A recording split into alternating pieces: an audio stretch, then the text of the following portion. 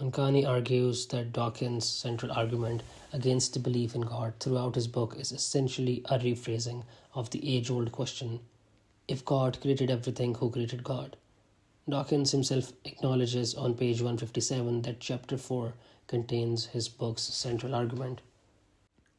Mankani contends that this argument is merely a rehash of the who created God question, which has already been effectively answered by philosophers and theologians. Mankani then addresses the philosophical principle that a thing cannot impart to another that which it does not possess. This principle suggests that lower forms of life cannot independently produce higher forms. Dead matter cannot produce life, and unconsciousness cannot produce consciousness. He illustrates this with an analogy. Mankani explains that Dawkins believes Darwin's theory of natural selection contradicts this principle by showing how complexity can emerge through small incremental steps. Dawkins states, quote, "You will never see a spear making a spear maker, and you will never see a horseshoe making a blacksmith, and you will never see a pot making a potter. Darwin's discovery of a workable process that does that very counterintuitive thing is what makes his contribution to human thought so revolutionary and so loaded with the power to raise consciousness." Unquote. Mankani counters this by arguing that Darwin's theory is merely the discovery of an existing natural process, not an explanation of how or why that process came into being.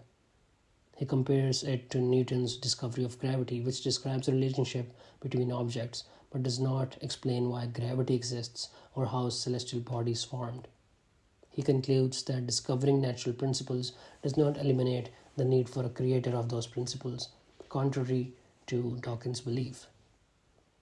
Mankani then criticizes Dawkins' argument that if natural processes like natural selection were accepted as God's work, it would mean that God wouldn't need to do anything at all and would be, quote, a lazy God who tries to get away with as little as possible in order to make a universe containing life, and therefore he might as well not bother to exist, unquote.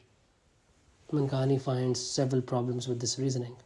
First, he argues that Dawkins wrongly assumes that creating a process rather than directly creating end results indicates laziness. By this logic, Mankani argues a lawmaker, for example, creating rules for a just society, couldn't take credit for that society because they only created the laws, or a software designer couldn't take credit for the vibrant community on their platform because they only provided the platform. Additionally, Mankani criticizes Dawkins' implication that a self-regulating universe is somehow inferior to one requiring constant divine intervention. Mankani examines Dawkins' claim then that natural selection is the only workable alternative to chance that has ever been suggested for explaining life. According to Dawkins, God is not a viable explanation because the designer himself immediately raises the bigger problem of his own origin. Any entity, Dawkins says, capable of intelligently designing something as improbable as a Dutchman's pipe or a universe would have to be even more improbable than a Dutchman's pipe. Mankani argues that this reasoning is fundamentally flawed because any creator of the universe would necessarily need to be intelligent.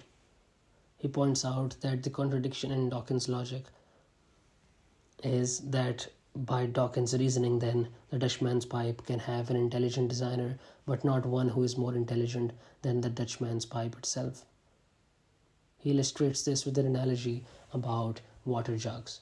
Dawkins' logic implies that an empty jug can fill an empty glass to the brim with water, but a full jug or a stream of water cannot, because we would have to first settle the question of where that full jug of water comes from.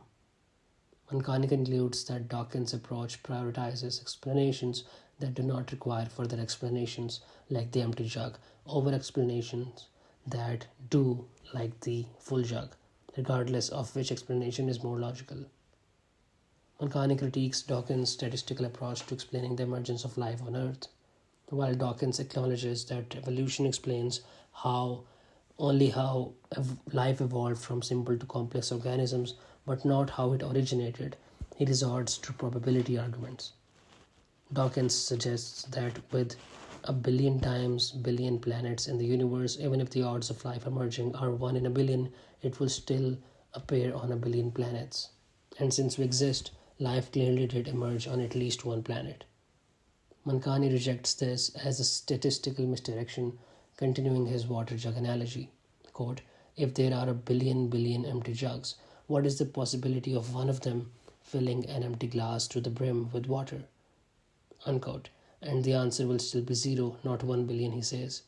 He critiques Dawkins' 1 in a billion probability as a whimsical figure with no scientific or mathematical evidence to support it, and argues that the question is not about probability but about how something that was non existent came to exist in the first place.